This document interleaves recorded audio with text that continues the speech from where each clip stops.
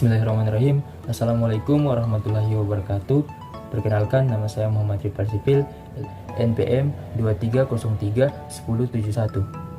Di video kali ini, saya akan menyampaikan sedikit penjelasan mengenai standar tenaga kerja dan etika. Langsung saja ke materinya. Standar tenaga kerja. Standar kerja yang layak mempresentasikan jumlah waktu yang harus diambil oleh rata-rata karyawan untuk mengerjakan aktivitas pekerjaan tertentu di bawah kondisi kerja yang normal. Manajemen operasional yang efektif memerlukan standar kerja yang bermakna membantu perusahaan dalam menetapkan A. Si tenaga kerja, barang yang dihasilkan, biaya tenaga kerja. B. Kebutuhan pegawai, berapa banyak orang yang akan dipekerjakan untuk memenuhi produksi yang diperlukan. C. Estimasi biaya dan waktu sebelum kegiatan produksi untuk membantu mengambil berbagai keputusan, dan estimasi biaya hingga keputusan untuk membantu sendiri atau membeli. Standar kerja dapat ditentukan dalam 4 cara sebagai berikut. Yang pertama, pengalaman masa lalu. Kedua, studi waktu. Ketiga, standar waktu yang telah ditentukan. Keempat, pengambilan sampel kerja. Etika. Etika adalah ilmu yang mempelajari baik dan buruknya serta kewajiban, hak dan tanggung jawab baik itu secara sosial maupun moral pada setiap individu dalam kehidupan bermasyarakatnya. Adapun banyak jenis etika yang dapat kita jumpai di lingkungan sekitar. Misalnya etika berteman, etika profesi atau kerja, etika dalam rumah tangga, etika dalam melakukan bisnis, dan semacamnya.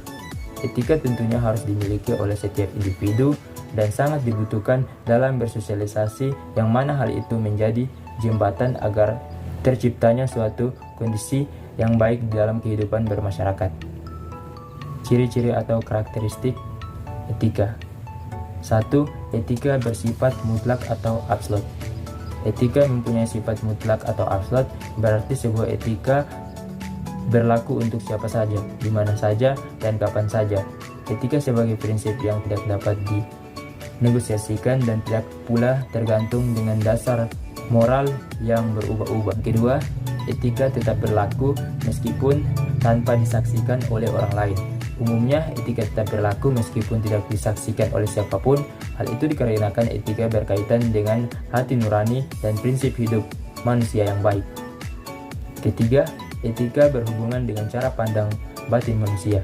Etika yakni cara perspektif batin yang berhubungan dengan baik dan buruknya suatu perbuatan yang dilakukan oleh manusia atau individu. Pada hakikat, setiap manusia tentu diajarkan berbagai hal yang boleh dan tidak boleh dilakukan. Macam-macam etika.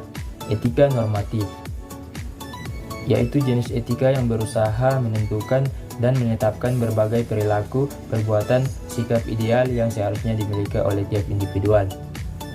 Yang kedua, etika deskriptif, yaitu jenis etika yang berusaha memandang perilaku dan sikap individu serta apa yang individu itu kerja.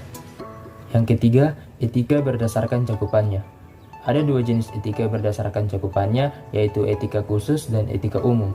Berikut penjabarannya secara singkat.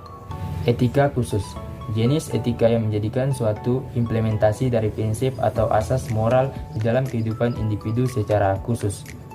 Sedangkan etika umum, yaitu jenis etika yang berkaitan dengan situasi dan kondisi dasar mengenai perilaku dan tindakan individu secara etis. Etika memiliki beberapa fungsi, yaitu 1. Sebagai tempat untuk menempatkan pandangan atau perspektif kritis yang berhadapan langsung dengan berbagai suatu moral yang membingungkan. Kedua, guna pandang atau orientasi etis ini perlu adanya mengambil suatu sikap yang wajar dalam situasi dan kondisi masyarakat yang menjemuk. Yang ketiga, guna memperlihatkan suatu keterampilan berpikir jernih, yaitu suatu kebolehan untuk berargumentasi secara kritis dan rasional. Dan keempat, berfungsi sebagai pembeda mana yang boleh diubah dan mana yang tidak dapat diubah.